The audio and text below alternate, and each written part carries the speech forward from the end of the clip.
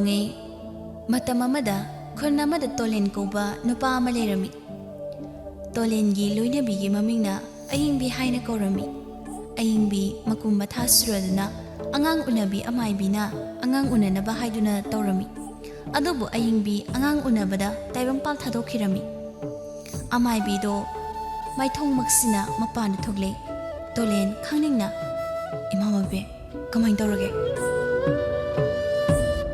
Amai Bido Tapna Tolen Nasa Nupi Mapangzari Adubu Mamadi Angang Nase Taibang Pauhalamaga Taibang Pal Tadokre Tolen Amai Biedogi Wadu Tabada Tamoido Machetana Kairami Tolen Kang Mangamdretuna Kaplami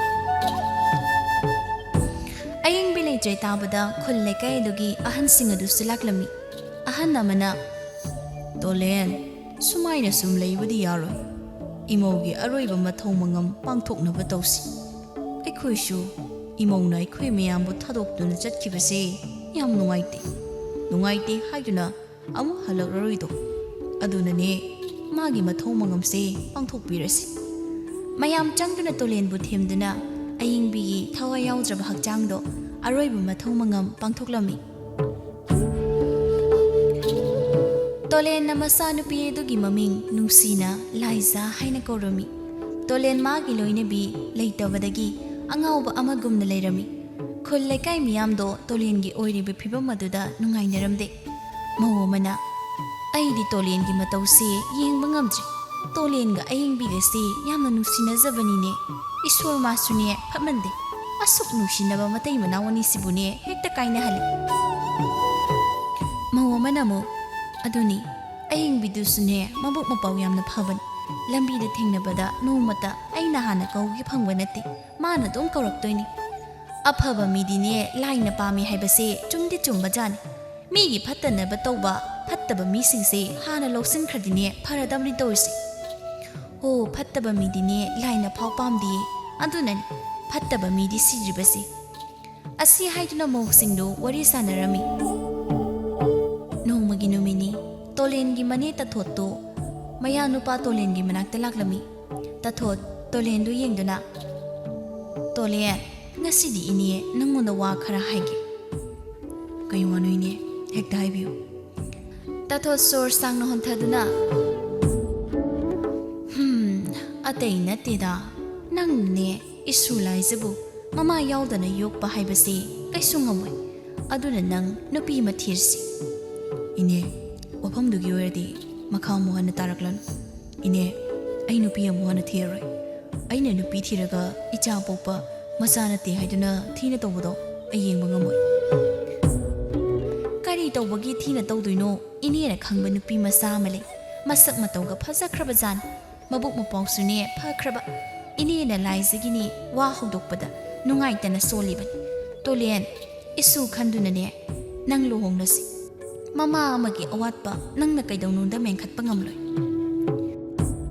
asana tathotna themduna Tolenga mataw leibiga luhonglami mataw leibi lakpadagi Tolensu waba khara phare mataw leibido ahanbadadi yamna pharami laizabusu yamna luna tawrami mataw leibi magisu machanupi ama poklami masa hek yawbasagidi laizado thina tawba haurakle mapureibagi mamangdadi luna tawba sarami Mataw leibigi masanupi dugi ming lembiton haina kaurami Laisa ka lembiton gado sumangaduda chakthong bisanarami Lembiton nasi angang uzarabasu mamuk patlamde magi mapot amata mina paiba yaramde Laisa ka lembi gado sanarami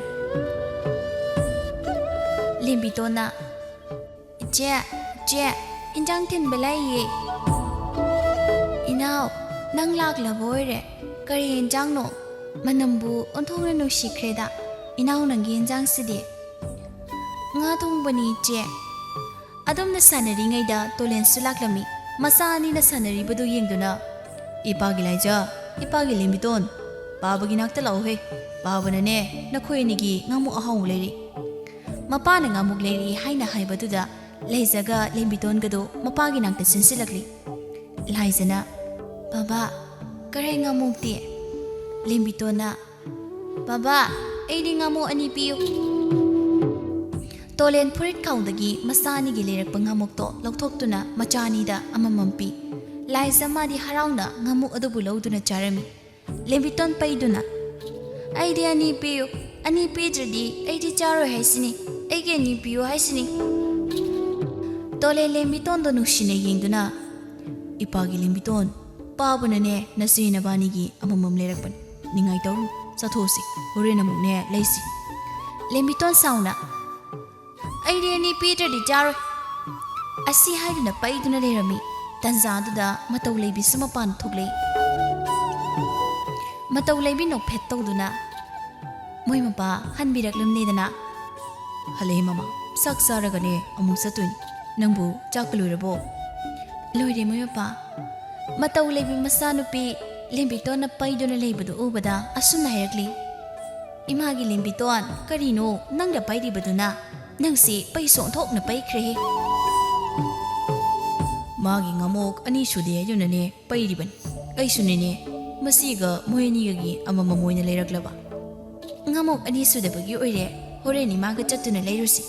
Mimapa, Chak Tiragi, Nasa Singsiga, Jaminaro. Oi, Sangagi. Mataulebi do imong da changkirami, Tolen Masu, Machani Bupusinduna, Chakum da Changlami. Mataulebi na chak adubuthiduna, Chak to Pulap Saminaduna, Tolen su Taba Mujatkre. Mataulebi Mapure by Chatkibaga, Liza da Onsinduna. Hai, Liza, Lukak Sagum Singse, Pazana Singzilagane, Ponse, Pendo, Sagingane, Pakalaba, Ainakado Giona. Hoi Maton, Mataulebi Masanu Pidi Yingduna. Imagi lay matoan, Laose, Imagane, Tomurasi. Asi Hayuna Machabu Pusinduna, Kada Jankirami. Liza, Mamma Sana Sankibudo, Tatu Yingduna Lehoy. Liza Wakalda Aisu, Imale Ramadi, Imana could say, Samduna Jalam Nigo. Liza Wakalda Sikanduna, look up Sagum Singer the Loisalami. No Maginumini. Laisana Limbitongi, Lady Piri Heduna, Limbiton do Kanakapai. Masana Kapapadu Tabada, Matolebi Sumapan Tole. Imagi Limbiton, Karitore, Isana Kap Libadubo. Limbiton Kaptuna. Ima, Ichina Egi, Lady Piriba. Matolebi Sauna. Hai, Liza, Karinanga, Limbitongi Lady Pahese. Asi Haduna Manamadada, Kupana set Tarami. Hayang kay Paikidra, hayo ni, hayang kay Paikidra Hayaga. Liza Kaptuna. Imaton, ay ato mi lady, amuhana pa jaroye. Ay pupuno maton, ay naye. Mataulebi Liza, hena puduna. Kariginaba, ha, nang da karatuna secret ni, nang da secret ka pila da bane. Liza da wawa kapli, Mataulebi sauna.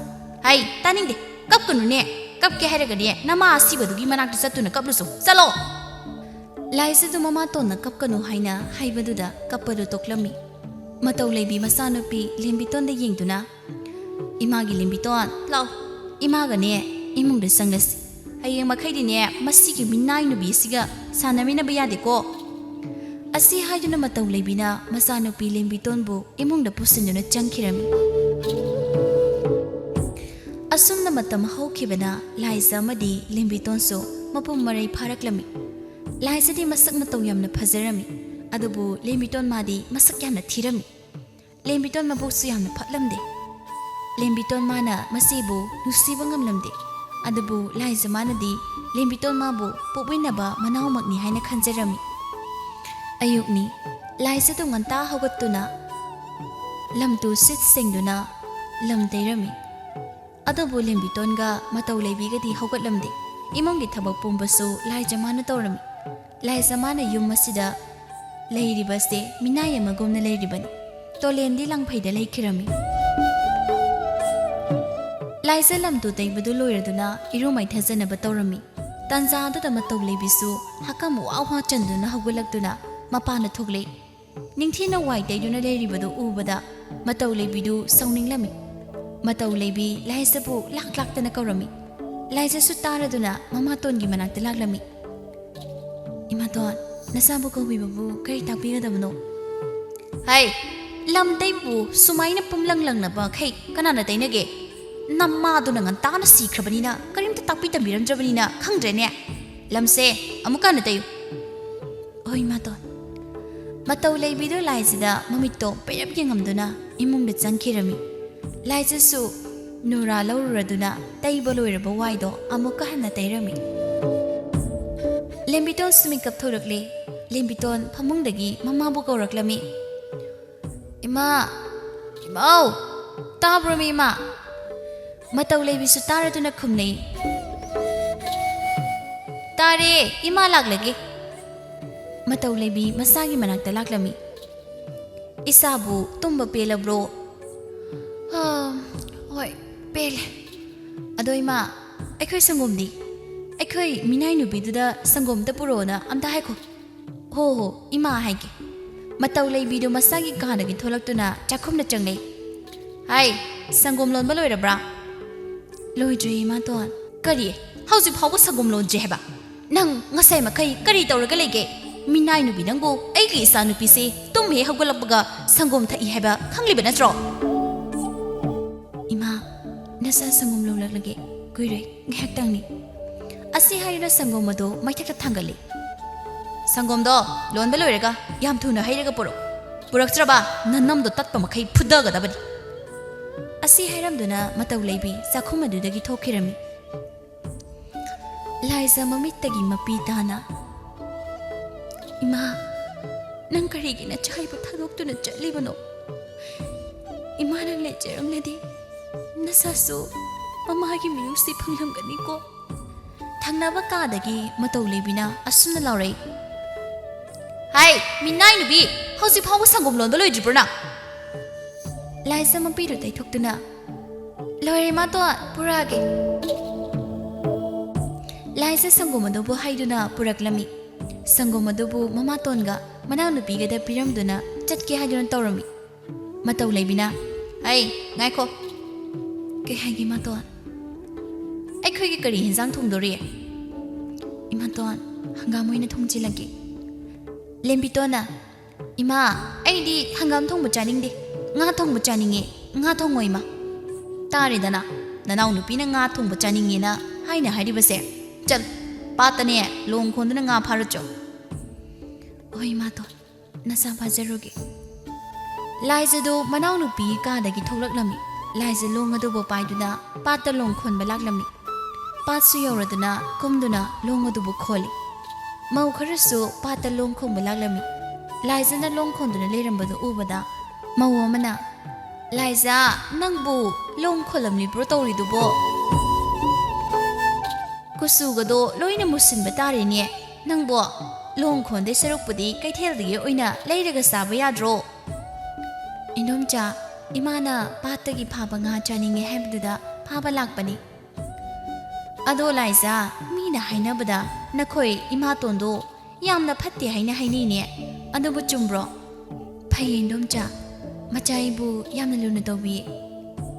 Adubu iradi phai.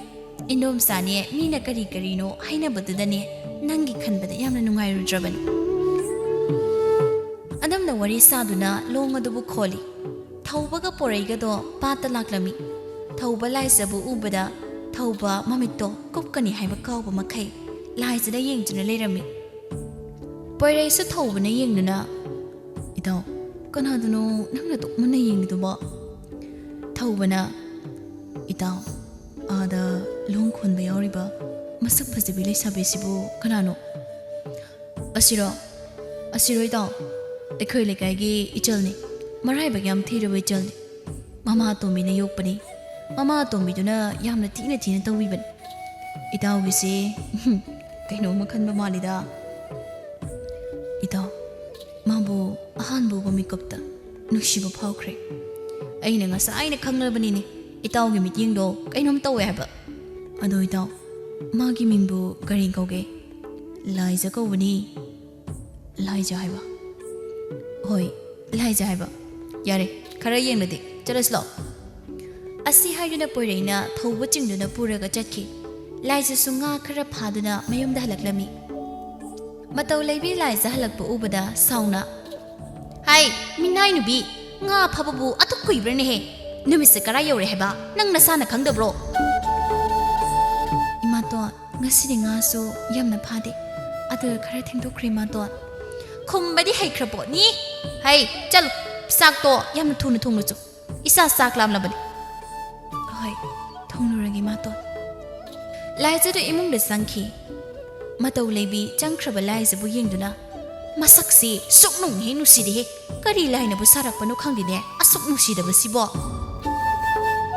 tanzadu de lembiton su imung de thoklei lembiton mama de yengduna ima horendi kaithen chatluge sen khara piyu matau lebi noktuna isabu kari leiruge harino phiron khara leiruge tawni leirusu imani sen pigi isagi apamba singdo loina leiru ado nangbu kanaga chitke haribano ichega sutki horene pot mayam do ichena paina ba matau lebi nok laduna ahigi isase singkhreda ko mama ai lohbagin singlibase napa loram ladine nangsu pangladaban asumna mama machado wari sanarami nongthilgi matamni lembitolo do kaithenda chatnaba kanna keri matau lebisu machagi kada changlei matau lebi masanupi de yengduna isalo sinbeluram ledana sisisi nangine sen haibdo sina konara jrayum konarani ma matau lebi nokmi tawraduna aigi isasi phason thokna phakreda ko lembiton mamana phazai kaina haibaduda hararaduna ima aise asengmagi phazabra phazai isadagi hena phazaba kanamte hek leite law law nang kai thel chani habdo chaluro lo imane manamga nambirage matau lebi masamu manam nambirami mama masadu thola aga laizaga lembiton gado kai thel jatkre asumna sumlakpana kai thel yore phiron yonba popham aduda changlei popham phamliba nupi duna kayeng sigi bema lembitona phorikhara yenge yengu ini ne puthorake asi hayuna phuri singdo puthorak tuna yenghali popham phambidu laisida yengi laisigi masak matau phajabadu ubada asumna heri nupi masa nangdi na sakna tawbu onthokna phajakreda kusuna marona mangauriba hello yatomiga mali imaudumne oithokla sira khangdine se sigi phri angang base nangonda yamna paksani si yengu laija tapna yengleroige yarni ni lembiton popham phambidugi waduda ma yamna sawninglami aduna haire ine pot lei belagli base magi nati aigini made khoigi yumda thabak sunaba leiba mi naini popham phambidu lembiton mawong aduda karino haina khalami wakal sumna khali karino masi kwak manbisina ngangle basibo magi se aina masak phajabi nupi masa sida masak phajai haina thagat pasida kalakliba kaiduni ni mase kusu singde mabuk pharamoye lembiton do magi apamba phiro singdo leiduna yumda halaklami lamira thaubaga poirega thengnarami poirei laisbu korai laija karai da chalun noibo laisa nok phetna kaithena chalubani taboire thauba mani nokmi tawduna laisa da yengduna leirami lembiton thaubo ubada pamlami wakhalda koi masak ko phajano aindi ngaureda masigi nu pasi aigi nu pahoida bayade poirina ado laija aikhoi dausina nangbo hanbu maktada nangbo nusi jarura male aingoda nangbo mukta haibiyo haidane adom haile magi ni haidane khang mangam tuduna nangonda haibasi lana khangana go laija hairakli ba wado tawada lembiton madi sauning mada loirami laija tapna nachalna tapareda lana khanbam de leite aibu nusi birambagidi laibak phabani anabu aidi nusi ningo gilambiista khong thangjinba pamjre tapoire aikhoi chalukigi lemidon law chalasi imana ngai ramani asi haidana laijaga lembiton gado chatkirami lembiton do tung hanna thaubabu yengduna chatkirami thauba लाइजना यारक्त्रबदुदा मथ्वाई नुंगाइजरमदे पोइरैसु मताव थवाई नुंगाइत्रे हाइबा खंगलमी इदाव कैसु नुंगाइतब खलुन तकपुबु कलदिने नुंग फावबा तुम्मी हाइबदुन हाइबा लेप्चर लोय असुना पोइरैना थौबु थेमलमी लाइजगा लेम्बुतोनगदु युम हेक you're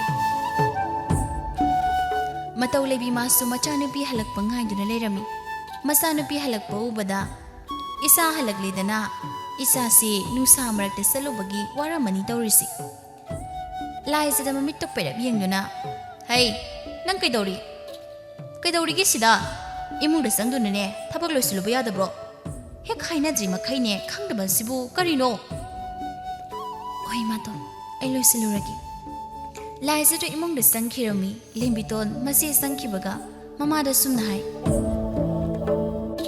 ima aina yam pamba nupa am leire ha isa ne yamna pamba nupa am leire haiba nupa dubu kanano kanagi masano ima da hai ima nupa do thangnaba khundagi ni hai ta porega tinaboira male ima masak to khupazamni miga do wang chawradana matau leibi noktuna aigi isana khanbabu athiba khangadro ado nupadugi mamingadi khangbro khangima thauba kawi haye adoima ta thaubanadi ekhoigi minnai nubisi oina pami haye ado kamai tawse hainu boima adogi bu karisu khalunusi imana phanaba loina singesi nama ai leiringida ichagi ningba thunghandaba yabro imane poirei hoida chattunane thauba hairiba nupaduga nanga khangno halu hainane hairuki lembiton harauna asingbrima asingbadine imane isada oidaba ngangba yawkrabo andudi yawdre ima nangse amphai asumna mama machado wari sanarami asumna numit adusu hauki laizadu turelde singstok palaklami thoinuga thengnarami thoinu laizabu ubada italaija naksu ising so palairo oida ita aise noida mutala ki haiduna tawbani nakhoigi namatonga kwak manmina nawpiduga ne oni khanbada tanduna langtrabani laija thoinu na hairibado nokphet tawduna tari thoinu wa makha tare ita ta poregi mataw ta thobuduna ne nangsi amukta haibiyo haiduna aikhoida taklaga dom leire ado kari haikho hainuita ita aigi oiribu phimamsida nusibagi lambisida khongthanjinbai pamde ita imatona khangkrabadi aibu soidana phugani ita ta thaubudo mi yam phabani nang wakhal munadi khal aphaba haibase pangna laktabani hayingse abok sakigi pofamda ta thambauga ta porega do law haina haikrege adugane noini phajana waridu saro thoinogi wadu da laije suyarami matau leibidu poire hoida laklami sumang da leptuna poire bukorami poire sumapanda mi kaubagi khunjal tabaduda mapana thogle matau leibi leptuna lerambadu ubada matomta sunna hijai masi charoisina ekhoidaga dawlar ijano matau leibi poire bu ubada poire inom sase nanguna balagli bani inom sa ayuna balagli badi kai thabaki ataigi natida nangi nataw thawbado aigi sanupi lembitona yamna pamjurura male ano thawbaga ne aikhoi lembiton ga se koina halasidana poire matomta murum soli yaran soidre nasanupi kwak manbido matau leibina kai haiba nang yarak tangarang dibadubo inom sa tadre ni he nangna aikhoi lembitonga ibungo thawbagado hek koina hanba ngamadane inom sa nangi law sangama mapidoini hoi inom sa ai itaw thawbada hairaga yenge hoi adudine inom sa mu chatlage ado poire pau nungai haluko asi hairamduna matau leibidu chatkhirami poire matau leibina chatkibado yengduna mathanta sunna hai masanupi sidi masak hai chandana thirabanina mama sinoina masanupi gi nupa thiraga leirine se itaw thobada hairaga ꯆꯛꯊꯤꯕꯤ ꯀ꯭ꯋꯥꯛ ꯃꯥꯟꯕꯤꯗꯣ ꯃꯇꯝ ꯈꯔ ꯀꯣꯏꯍꯜꯂꯁꯤꯔ ꯈꯪꯗꯦ ꯑꯗꯨ ꯑꯣꯏꯔꯗꯤ ꯑꯩꯁꯨ ꯂꯧ ꯁꯪꯒꯝ ꯑꯃ ꯐꯪꯒꯅꯤꯗꯅ ꯅꯨꯡꯊꯤꯜꯒꯤ ꯃꯇꯝꯅꯤ ꯂꯥꯏꯖꯗꯨ ꯃꯃꯥꯇꯣꯟꯒꯤ ꯃꯅꯥꯛꯇ ꯆꯪꯉꯛꯇꯨꯅ ꯑꯁꯨꯝꯅ ꯍꯥꯏꯔꯝꯃꯤ ꯏꯃꯥꯇꯣꯟ ꯑꯩ ꯊꯣꯏꯅꯨꯡꯒ ꯄꯣꯐꯝꯗ ꯁꯤꯡꯖꯨ ꯆꯥꯕ ꯆꯠꯂꯨꯒꯦ ꯃꯇꯧ ꯂꯩꯕꯤ ꯁꯥꯎꯅ ꯀꯔꯤꯒꯤ ꯁꯤꯡꯖꯨ ꯆꯥꯕ ꯆꯠꯄꯒꯅꯦ ꯑꯃꯠꯇ ꯌꯥꯔꯣꯏ ꯏꯃꯥ ꯉꯥꯛꯇꯪ ꯆꯠꯂꯨꯒꯦ ꯑꯩꯅ ꯆꯠꯄ ꯌꯥꯔꯣꯏ ꯍꯥꯏꯅ ꯍꯥꯏꯔꯤꯁꯤ ꯀꯅꯥꯗꯅꯣ ꯅꯪꯕꯨ ꯅꯅꯥꯗꯨ ꯄꯪꯕ꯭ꯔꯣ ꯃꯤꯒꯤ ꯐꯧ ꯄꯤꯒꯗꯕꯅꯤ ꯀꯩꯗꯒꯤꯅꯦ ꯐꯧ ꯁꯪꯕꯥꯏ 5 ꯈꯥꯏꯌꯨ ꯂꯥꯏꯖ ꯇꯞꯅ ꯍꯣꯏ ꯏꯃꯥ ꯂꯥꯏꯖꯗꯨ ꯏꯃꯨꯡꯗ ꯆꯪꯈꯤꯔꯝꯃꯤ ꯃꯇꯧ ꯂꯩꯕꯤꯗꯨ ꯀ꯭ꯋꯥ ꯑꯃ ꯆꯞ ꯆꯞ ꯁꯥꯏꯗꯨꯅ ꯅꯨꯡꯁꯥ ꯌꯥꯏꯗꯨꯅ ꯂꯩꯔꯤ ꯇꯟꯖꯥ ꯑꯗꯨꯗ ꯑꯁꯪꯕꯤꯁꯨ ꯂꯥꯛꯂꯝꯃꯤ ꯃꯇꯧ ꯂꯩꯕꯤ ꯑꯁꯪꯕꯤ ꯂꯥꯛꯄ ꯑꯗꯨ ꯎꯕꯗ ꯑꯁꯪꯕꯤ ꯅꯪ ꯂꯥꯛꯏꯗꯅ ꯆꯪꯉꯨ ꯐꯝꯁꯤꯜꯂꯣ ꯏꯆꯦ ꯑꯩꯁꯦ ꯏꯆꯦꯒ ꯋꯥ ꯑꯃ ꯇꯥꯅꯤꯡꯗꯅ ꯂꯥꯛꯂꯤꯕꯅꯤ ꯀꯔꯤ ꯋꯥꯅꯣ ꯑꯁꯪꯕꯤ ꯇꯥꯟꯅꯁꯤ ꯌꯥꯏꯌꯦ ꯑꯇꯩ ꯅꯠꯇꯦꯗ ꯂꯥꯏꯖꯒꯤ ꯋꯥꯅꯤ ꯂꯥꯏꯖꯁꯦ ꯑꯩꯈꯣꯏ ꯏꯄꯥꯝꯒꯤ ꯏꯄ꯭ꯋꯥ ꯅꯨꯄꯥ ꯑꯃꯅ ꯌꯥꯝꯅ ꯄꯥꯝꯖꯔꯨꯔꯦ ꯍꯥꯏꯌꯦ ꯃꯁꯤ ꯑꯩꯉꯣꯟꯗ ꯑꯃꯨꯛꯇ ꯍꯥꯏꯕꯤꯌꯨꯅ ꯈꯥꯡ ꯂꯥꯛꯄ ꯉꯝꯗ꯭ꯔꯗꯨꯅ ꯏꯆꯦꯗ ꯍꯧꯗꯣꯛꯂꯨꯔꯒꯦ ꯍꯥꯏꯗꯨꯅ ꯂꯥꯛꯂꯤꯕꯅꯤ ꯏꯄ꯭ꯋꯥ ꯑꯗꯨꯗꯤꯅꯦ ꯍꯥꯟꯅ ꯅꯨꯄꯤ ꯑꯃ ꯊꯤꯔꯝꯃꯤ ꯅꯨꯄꯤꯕꯨꯗꯤ ꯂꯩꯈꯤꯗ꯭ꯔꯦ ꯃꯆꯥ 2 ꯈꯛꯇꯅꯤ ꯊꯝꯃꯝꯃꯤꯕ ꯏꯅꯥꯛꯀ ꯀꯨꯟꯈ꯭ꯔꯕ ꯌꯨꯝꯒꯗꯣ ꯀꯣꯅꯨꯡꯗꯒꯤ ꯍꯦꯟꯅ ꯐꯖꯩ ꯑꯁꯪꯕꯤ ꯅꯪꯅ ꯍꯥꯏꯔꯤꯕꯗꯨꯗꯤ ꯌꯥꯝ ꯐꯕ ꯋꯥꯅꯤ ꯑꯩꯁꯨꯅꯦ ꯃꯥꯒꯤꯅꯦ ꯃꯁꯤꯒꯤ ꯃꯤꯅꯥꯏ ꯅꯨꯄꯤ ꯍꯥꯏꯁꯦ ꯌꯨꯝ ꯑꯁꯤꯗꯅꯦ ꯂꯩꯍꯟꯅꯤꯡꯗ꯭ꯔꯕꯅꯤ ꯑꯗꯨꯅꯤ ꯏꯆꯦ ꯑꯗꯣ ꯏꯆꯦꯅꯁꯨ ꯌꯥꯔꯕꯅꯤꯅ ꯅꯨꯄꯥꯗꯣ ꯑꯩ ꯍꯌꯦꯡ ꯍꯦꯛꯇ ꯄꯨꯔꯛꯂꯒꯦ ꯏꯆꯦ ꯍꯣꯏꯒꯁꯨ ꯁꯛꯈꯪ ꯃꯥꯏꯈꯪꯅꯅꯕ ꯍꯣ ꯄꯣꯔꯛꯑꯣ ꯑꯁꯨꯝꯅ ꯑꯁꯪꯕꯤꯒ ꯃꯇꯧ ꯂꯩꯕꯤꯒꯗꯣ ꯋꯥꯔꯤ ꯁꯥꯟꯅꯔꯝꯃꯤ ꯊꯧꯕꯒ ꯄꯣꯏꯔꯩꯒꯗꯤ ꯄꯣꯐꯝꯗ ꯂꯥꯏꯖ ꯍꯣꯏ ꯊꯣꯛꯂꯛꯄ ꯉꯥꯏꯔꯤ ꯑꯗꯨꯕꯨ ꯊꯣꯏꯅꯨ ꯃꯇꯝ ꯊꯣꯛꯂꯛꯏ ꯄꯣꯏꯔꯩ ꯊꯣꯏꯅꯨ ꯃꯇꯣꯝꯗ ꯊꯣꯛꯂꯛꯄ ꯎꯕꯗ ꯊꯣꯏꯅꯨ ꯂꯥꯏꯖꯗꯤ ꯊꯣꯛꯂꯛꯁꯤ ꯌꯥꯗ꯭ꯔꯕꯣ ꯄꯣꯏꯔꯦ ꯂꯥꯏꯖꯗꯣ ꯃꯈꯣꯏ ꯃꯃꯥꯇꯣꯟꯅ ꯆꯠꯄ ꯌꯥꯔꯣꯏꯅ ꯊꯤꯡꯕꯗꯒꯤ ꯊꯣꯛꯂꯛꯇ꯭ꯔꯦ ꯋꯥꯗꯨ ꯇꯥꯕꯗ ꯊꯧꯕꯗꯣ ꯊꯋꯥꯏ ꯅꯨꯡꯉꯥꯏꯖꯔꯝꯗꯦ ꯊꯣꯏꯅꯨ ꯋꯥ ꯃꯈꯥ ꯑꯃꯨꯛ ꯇꯥꯔꯦ ꯃꯣꯏ ꯃꯃꯥꯇꯣꯟꯗꯣ ꯌꯥꯝ ꯐꯠꯇꯕꯅꯤ ꯂꯥꯏꯖꯕꯨꯁꯨ ꯌꯥꯝ ꯊꯤꯅ ꯇꯧꯕꯤꯕꯅꯤ ꯂꯥꯏꯖꯁꯦ ꯃꯔꯥꯏꯕꯛꯇꯤ ꯌꯥꯝ ꯊꯤꯔꯕꯅꯤ ꯄꯣꯏꯔꯩꯅ ꯃꯣꯏ ꯃꯃꯥꯇꯣꯟꯅ ꯊꯤꯅ ꯇꯧꯔꯤꯗꯣ ꯃꯣꯏ ꯃꯄꯥꯗꯨꯗꯤ ꯀꯩꯝꯇ ꯍꯥꯏꯗ꯭ꯔꯣ ꯈꯨꯔꯥꯗꯤ ꯂꯥꯡꯐꯩꯗ ꯂꯩꯈꯤꯕ ꯀꯨꯏꯔꯦ ꯈꯨꯔꯥ ꯂꯩꯔꯗꯤ ꯂꯨꯅ ꯇꯧꯕ ꯁꯥꯕꯅꯤ ꯑꯗꯨꯅ ꯈꯨꯔꯥꯅꯁꯨ ꯂꯥꯏꯖꯕꯨ ꯊꯤꯅ ꯇꯧꯋꯦ ꯍꯥꯏꯕ ꯈꯪꯗꯕꯅꯤ ꯂꯩꯇ꯭ꯔꯀꯥꯟꯗ ꯊꯤꯅ ꯇꯧꯕ ꯆꯥꯛꯀ ꯄꯤꯖꯗꯕꯅꯤ ꯃꯄꯥꯟꯗꯒ ꯇꯨꯝꯍꯟꯗꯅꯒ ꯇꯧꯕꯅꯤ ꯑꯩꯗꯤ ꯂꯥꯏꯖꯒꯤ ꯈꯟꯕꯗꯅꯦ ꯌꯥꯝꯅ ꯅꯨꯡꯉꯥꯏꯇꯦ ꯃꯅꯥꯎꯅꯨꯄꯤ ꯀꯨꯆꯨ ꯁꯤꯡꯗꯕꯤ ꯑꯃ ꯂꯩꯕꯗꯣ ꯑꯗꯨꯁꯨ ꯃꯃꯥꯗꯨꯒ ꯆꯞ ꯃꯥꯟꯅꯕꯅꯤ ꯐꯠꯇꯕ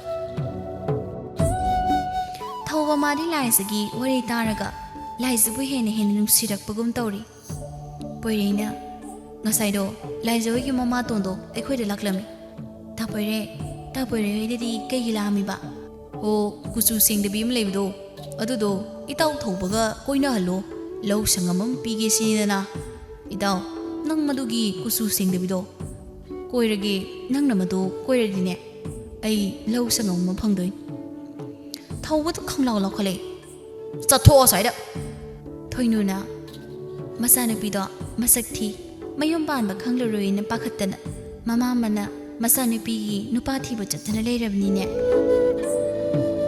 ꯑꯁꯨꯝꯅ ꯃꯈꯣꯏ ꯑꯍꯨꯝꯗꯣ ꯋꯥꯔꯤ ꯁꯥꯟꯅꯔꯝꯃꯤ ꯃꯊꯪꯒꯤ ꯅꯨꯃꯤꯠꯅꯤ ꯍꯥꯏꯅꯈꯤꯕꯒꯤ ꯃꯇꯨꯡ ꯏꯟꯅ ꯑꯁꯪꯕꯤꯅ ꯀꯨꯟꯖꯣꯕꯨ ꯄꯨꯗꯨꯅ ꯂꯥꯛꯂꯝꯃꯤ ꯃꯇꯧ ꯂꯩꯕꯤꯁꯨ ꯁꯨꯃꯥꯡꯗ ꯂꯩꯔꯝꯃꯤ ꯃꯇꯧ ꯂꯩꯕꯤ ꯅꯣꯛꯃꯤ ꯇꯧꯗꯨꯅ ꯑꯁꯪꯕꯤ ꯅꯪ ꯂꯥꯛꯂꯤꯗꯅ ꯆꯪꯉꯛꯑꯣ ꯃꯪꯒꯣꯜꯗ ꯀꯥꯈꯠꯁꯤ ꯃꯇꯧ ꯂꯩꯕꯤ ꯏꯃꯨꯡ ꯂꯣꯝꯗ ꯑꯣꯟꯁꯤꯟꯗꯨꯅ ꯍꯩ ꯂꯥꯏꯖꯥ ꯃꯤ ꯂꯥꯛꯏ ꯐꯤꯗꯥ ꯄꯨꯊꯣꯔꯛꯑꯣ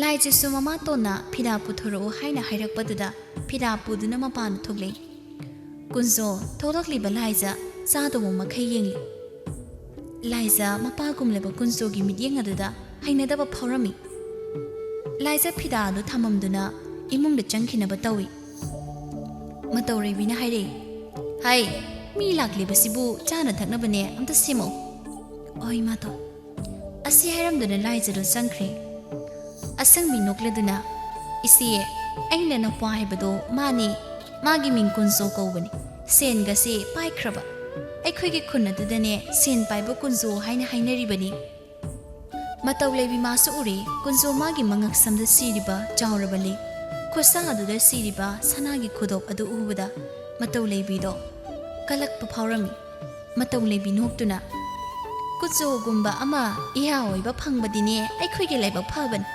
ꯏꯆꯥ ꯅꯨꯄꯤ ꯂꯥꯏꯖꯁꯦ ꯀꯨꯟꯖꯣ ꯅꯪꯉꯣꯟꯗ ꯄꯤꯔꯕꯅꯤ ꯉꯁꯤꯃꯛ ꯄꯨꯒꯦ ꯍꯥꯏꯔꯕꯁꯨꯅꯦ ꯄꯨꯖꯈ꯭ꯔꯣ ꯁꯥꯟꯅꯔꯤꯕ ꯋꯥꯔꯤꯗꯣ ꯂꯥꯏꯖ ꯃꯥꯁꯨ ꯂꯣꯟꯅ ꯇꯥꯔꯝꯃꯤ ꯂꯥꯏꯖ ꯊꯃꯣꯏꯗ ꯃꯃꯥꯇꯣꯟꯕꯨ ꯋꯥꯔꯧꯖꯔꯝꯃꯤ ꯀꯨꯟꯖꯣ ꯅꯣꯛꯂꯗꯨꯅ ꯏꯆꯦ ꯉꯁꯤꯃꯛꯇꯤ ꯄꯨꯈꯤꯔꯣꯏꯒꯦ ꯑꯊꯨꯕ ꯃꯇꯝꯗ ꯂꯧꯕ ꯂꯥꯛꯆꯔꯒꯦ ꯑꯗꯣ ꯏꯆꯦ ꯉꯁꯤꯒꯤꯗꯤ ꯑꯩꯈꯣꯏꯁꯨ ꯍꯟꯅꯕ ꯇꯧꯔꯒꯦ ꯀꯨꯟꯖꯣ ꯁꯦꯟ ꯈꯔ ꯂꯧꯊꯣꯛꯇꯨꯅ ꯃꯇꯧ ꯂꯩꯕꯤꯗ ꯄꯤ ꯏꯆꯦ ꯁꯤꯅ ꯉꯥ ꯆꯥꯎ ꯌꯥꯔꯦꯗ ꯄꯤꯗ꯭ꯔꯁꯨ ꯑꯁꯤ ꯍꯥꯏꯗꯨꯅ ꯅꯣꯛꯃꯤ ꯇꯧꯗꯨꯅ ꯄꯩꯁꯥꯗꯣ ꯂꯧꯁꯤꯜꯂꯤ ꯀꯨꯟꯖꯣꯒ ꯑꯁꯪꯕꯤꯒꯁꯨ ꯆꯠꯅꯅꯕ ꯍꯧꯒꯠꯂꯛꯏ ꯃꯗꯨꯗ ꯃꯇꯧ ꯂꯩꯕꯤꯅ ꯑꯆꯥ ꯑꯊꯛ ꯈꯔ ꯆꯥꯈꯣꯗꯅ ꯌꯥꯔꯅꯤꯗꯤ ꯏꯆꯦ ꯃꯊꯪ ꯂꯥꯛꯄꯗ ꯑꯣꯏꯅ ꯆꯥꯔꯒꯦ ꯑꯁꯤ ꯍꯥꯏꯗꯨꯅ ꯀꯨꯟꯖꯣꯒ ꯑꯁꯪꯕꯤꯒꯗꯣ ꯆꯠꯈꯤꯔꯝꯃꯤ ꯂꯥꯏꯖ ꯏꯃꯨꯡꯗꯒꯤ ꯊꯣꯛꯂꯛꯇꯨꯅ ꯃꯃꯥꯇꯣꯟꯗ ꯑꯁꯨꯝꯅ ꯍꯥꯏꯔꯝꯃꯤ ꯏꯃꯥꯇꯣꯟꯅ ꯇꯧꯔꯤꯁꯤꯕꯨ ꯀꯔꯤꯅꯣ ꯃꯇꯧ ꯂꯩꯕꯤ ꯁꯥꯎꯅ ꯑꯩ ꯀꯔꯤ ꯇꯧꯔꯦ ꯏꯄꯥꯒꯨꯝꯂꯕ ꯍꯟꯅꯨꯕꯁꯤꯗ ꯅꯁꯥꯕꯨ ꯊꯥꯖꯅꯕ ꯍꯣꯠꯅꯔꯤꯕꯁꯤꯕꯨ ꯀꯔꯤꯒꯤꯅꯣ ꯑꯍꯟ ꯑꯣꯏꯖꯔꯁꯨꯅꯦ ꯁꯦꯟ ꯄꯥꯏꯕꯗ ꯍꯥꯏꯅꯔꯤꯕꯅꯤ ꯃꯉꯣꯟꯗ ꯂꯩꯖꯕꯗꯤꯅꯦ ꯅꯪꯒꯤ ꯅꯔꯥꯏꯕꯛ ꯐꯕꯅꯤ ꯑꯩꯁꯦ ꯏꯃꯥꯇꯣꯟꯅ ꯍꯦꯛ ꯄꯣꯛꯄ ꯏꯆꯥ ꯑꯣꯏꯔꯝꯂꯗꯤ ꯑꯍꯟ ꯑꯁꯤꯗ ꯑꯩꯕꯨ ꯄꯤꯒꯗ꯭ꯔꯥ ꯃꯁꯤ ꯉꯁꯤꯗꯤ ꯃꯆꯤꯟꯁꯤ ꯌꯥꯝꯅ ꯈꯨꯝꯃꯤꯅꯦ ꯅꯪ ꯅꯆꯤꯟꯗꯣ ꯌꯥꯝꯅ ꯈꯨꯝꯅꯤꯡꯕ꯭ꯔꯥ ꯑꯁꯤ ꯍꯥꯏꯗꯨꯅ ꯂꯥꯏꯖꯒꯤ ꯃꯃꯥꯏ ꯃꯃꯤꯠ ꯈꯪꯗꯅ ꯈꯨꯄꯥꯛꯅ ꯊꯥꯖꯤꯜꯂꯝꯃꯤ ꯂꯥꯏꯖ ꯃꯥꯁꯨ ꯄꯦꯟꯗꯕ ꯍꯦꯃꯟꯕꯅ ꯀꯞꯇꯨꯅ ꯍꯥꯏꯔꯛꯏ ꯏꯃꯥꯇꯣꯟ ꯅꯁꯥꯅꯁꯨ ꯀꯨꯏꯕ ꯃꯇꯝꯁꯦ ꯏꯃꯥꯇꯣꯟꯅ ꯑꯩꯕꯨ ꯅꯨꯡꯁꯤꯕꯤꯔꯛꯀꯅꯤ ꯈꯟꯅ ꯂꯩꯕꯅꯤ ꯑꯩꯅꯗꯤ ꯏꯃꯥꯇꯣꯟꯕꯨ ꯍꯦꯛ ꯄꯣꯛꯄ ꯏꯃꯥꯃꯛꯅꯤ ꯈꯥꯏꯅ ꯈꯟꯖꯕꯅꯤ ꯏꯃꯥꯇꯣꯟ ꯑꯗꯨꯕꯨ ꯏꯃꯥꯇꯣꯟꯗꯤ ꯄꯨꯛꯆꯦꯜ ꯄꯤꯛꯄꯤ ꯑꯄꯣꯛꯄ ꯅꯁꯥ ꯈꯛ ꯅꯁꯥꯅꯤ ꯈꯟꯕꯤ ꯃꯃꯥꯅꯤ ꯅꯪꯗꯤ ꯃꯁꯤ ꯑꯩꯒꯤ ꯆꯤꯟꯊꯛꯇ ꯃꯆꯤꯟꯁꯤ ꯌꯥꯝꯅ ꯈꯨꯝꯃꯤꯅꯦ ꯑꯁꯤ ꯍꯥꯏꯗꯨꯅ ꯃꯇꯧ ꯂꯩꯕꯤꯅ ꯂꯥꯏꯖꯕꯨ ꯐꯨꯔꯝꯃꯤ ꯑꯍꯤꯡꯒꯤ ꯃꯇꯝꯅꯤ ꯂꯥꯏꯖꯗꯨ ꯇꯨꯝꯂꯝꯕꯗꯒꯤ ꯍꯧꯒꯠꯇꯨꯅ ꯃꯃꯥꯡ ꯊꯣꯡꯗꯣ ꯍꯥꯡꯇꯣꯛꯇꯨꯅ ꯊꯣꯛꯂꯛꯏ ꯑꯔꯣꯏꯕ ꯑꯣꯏꯅ ꯌꯨꯝ ꯑꯗꯨꯕꯨ ꯅꯨꯡꯁꯤꯅ ꯌꯦꯡꯂꯝꯃꯤ ꯂꯥꯏꯖ ꯃꯃꯤꯠꯇꯒꯤ ꯃꯄꯤ ꯇꯥꯅ ꯕꯥꯕꯥ ꯅꯪꯅ ꯌꯨꯝ ꯍꯜꯂꯛꯄꯗꯒꯤ ꯅꯁꯥ ꯑꯩꯗꯤ ꯌꯨꯝ ꯑꯁꯤꯗ ꯂꯩꯔꯝꯂꯔꯣꯏꯀꯣ ꯃꯄꯣꯛ ꯊꯤꯅ ꯄꯣꯛꯂꯨꯕꯤ ꯅꯁꯥꯗꯤ ꯇꯥꯏꯕꯪꯄꯥꯜ ꯑꯁꯤ ꯊꯥꯗꯣꯛꯇꯨꯅ ꯏꯃꯥꯒꯤ ꯃꯅꯥꯛꯇ ꯆꯠꯂꯒꯦ ꯅꯆꯥ ꯑꯩꯕꯨ ꯋꯥꯔꯧꯒꯅꯨꯀꯣ ꯕꯥꯕꯥ ꯂꯥꯏꯖ ꯀꯞꯇꯨꯅ ꯆꯠꯈꯤꯔꯝꯃꯤ ꯂꯥꯏꯖ ꯁꯨꯝ ꯂꯥꯛꯄꯅ ꯇꯨꯔꯦꯜ ꯌꯧꯔꯗꯨꯅ ꯇꯨꯔꯦꯜ ꯑꯗꯨꯗ ꯆꯣꯡꯊꯒꯦ ꯍꯥꯏꯅ ꯇꯧꯔꯝꯃꯤ ꯑꯗꯨꯕꯨ ꯂꯥꯏꯖꯒꯤ ꯈꯨꯗꯥꯡ ꯇꯥꯞ ꯐꯔꯛꯏ ꯂꯥꯏꯖ ꯃꯃꯥꯏꯗ ꯑꯣꯟꯊꯣꯛꯇꯨꯅ ꯀꯅꯥꯅꯣ ꯍꯥꯏꯗꯨꯅ ꯌꯦꯡꯉꯛꯏ ꯊꯥꯕꯜꯒꯤ ꯃꯉꯥꯜ ꯑꯗꯨꯗ ꯎꯔꯦ ꯊꯧꯕꯅ ꯃꯥꯒꯤ ꯃꯤꯠꯃꯥꯡꯗ ꯂꯦꯞꯇꯨꯅ ꯂꯩꯔꯝꯂꯤꯕꯗꯣ ꯊꯧꯕ ꯂꯥꯏꯖꯗ ꯌꯦꯡꯗꯨꯅ ꯂꯥꯏꯖ ꯀꯔꯤꯅꯣ ꯅꯪꯅ ꯇꯧꯔꯤꯕꯁꯦ ꯇꯥꯊꯧꯕ ꯑꯩꯕꯨ ꯊꯥꯗꯣꯛ ꯑꯩ ꯍꯤꯡꯅꯤꯡꯗ꯭ꯔꯦ ꯑꯩꯕꯨ ꯊꯥꯗꯣꯛꯑꯣ ꯑꯁꯤ ꯍꯥꯏꯗꯨꯅ ꯀꯞꯄꯤ ꯅꯪꯅ ꯁꯤꯅꯤꯡꯂꯤꯕꯒꯤ ꯃꯔꯝꯗꯣ ꯍꯥꯏꯌꯨ ꯂꯥꯏꯖꯅ ꯋꯥꯔꯤ ꯄꯨꯝꯕ ꯊꯧꯕꯗ ꯂꯤꯔꯝꯃꯤ ꯊꯧꯕ ꯋꯥꯔꯤꯗꯨ ꯇꯥꯕꯗ ꯌꯥꯝꯅ ꯁꯥꯎꯅꯤꯡꯂꯝꯃꯤ ꯊꯧꯕ ꯂꯥꯏꯖ ꯌꯦꯡꯗꯨꯅ ꯀꯔꯤꯒꯤ ꯅꯪꯅ ꯁꯤꯒꯅꯤ ꯆꯠꯁꯂꯣ ꯀꯔꯥꯏꯗꯅꯣ ꯇꯥꯊꯧꯕ ꯑꯩꯈꯣꯏꯗ ꯆꯠꯂꯁꯤ ꯑꯁꯤ ꯍꯥꯏꯗꯨꯅ ꯊꯧꯕꯅ ꯂꯥꯏꯖꯒꯤ ꯃꯈꯨꯠꯇꯨ ꯄꯥꯏꯗꯨꯅ ꯆꯤꯡꯗꯨꯅ ꯆꯠꯈꯤ ꯂꯥꯏꯖꯒ ꯊꯧꯕꯒꯁꯨ ꯆꯦꯜꯂꯝꯃꯤ ꯃꯇꯧ ꯂꯩꯕꯤ マꯗꯤ ꯌꯥꯝꯅ ꯁꯥꯎꯔꯝꯃꯤ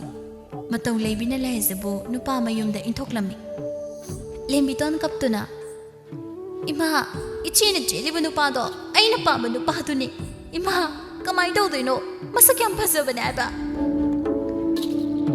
ꯑꯁꯤ ꯍꯥꯏꯗꯨꯅ ꯃꯈꯣꯡ ꯃꯈꯨꯠ ꯁꯥꯡꯅ ꯇꯤꯡꯊꯣꯛꯇꯨꯅ ꯀꯞꯄꯤ ꯅꯨꯄꯥꯕꯨ ꯃꯥ ꯃꯇꯣꯝꯇꯔꯣ ꯏꯁꯥꯒꯤꯁꯨ ꯃꯉꯣꯟꯗꯒꯤ ꯍꯦꯟꯅ ꯐꯖꯕ ꯅꯨꯄꯥ ꯑꯃꯅꯦ ꯏꯃꯥꯅ ꯊꯤꯔꯒ ꯂꯣꯏꯔꯦ ꯑꯁꯨꯝꯅ ꯃꯆꯥꯕꯨ ꯊꯦꯝꯂꯝꯃꯤ ꯇꯣꯂꯦꯟꯁꯨ ꯂꯪꯐꯩꯗꯒꯤ ꯍꯜꯂꯛꯂꯝꯃꯤ ꯂꯝꯕꯤꯗꯒꯤ ꯄꯥꯎ ꯄꯨꯝꯕ ꯇꯥꯔꯦ ꯇꯣꯂꯦꯟ ꯍꯦꯛ ꯍꯜꯂꯛꯄꯒ ꯃꯥꯒꯤ ꯅꯨꯄꯤꯕꯨ ꯐꯨꯊꯔꯝꯃꯤ ꯃꯣꯏ ꯃꯄꯥ ꯑꯩ ꯌꯥꯝ ꯂꯥꯟꯖꯔꯦ ꯑꯩ ꯑꯃꯨꯛ ꯍꯟꯅ ꯏꯆꯥ ꯑꯅꯤꯗ ꯈꯦꯠꯅꯕ ꯊꯝꯂꯔꯣꯏ ꯃꯇꯧ ꯂꯩꯕꯤ ꯃꯥꯁꯨ ꯂꯩꯆꯩ ꯆꯥꯔꯕ ꯃꯇꯝꯗꯇ ꯋꯥꯈꯜ ꯇꯥꯔꯛꯂꯝꯃꯤ ꯅꯨꯃꯤꯠ ꯑꯁꯤꯗꯒꯤ ꯂꯥꯏꯖꯕꯨꯁꯨ ꯑꯄꯣꯛꯄ ꯃꯁꯥꯒꯨꯝꯅ ꯈꯜꯂꯝꯃꯤ ꯂꯥꯏꯖꯕꯨꯁꯨ ꯂꯧꯈꯠꯄꯤꯔꯝꯃꯤ ꯂꯥꯏꯖꯁꯨ ꯊꯧꯕꯅ ꯂꯨꯅ ꯇꯧꯕꯤꯗꯨꯅ ꯅꯨꯡꯉꯥꯏꯅ ꯄꯥꯟꯈꯤꯔꯝꯃꯤ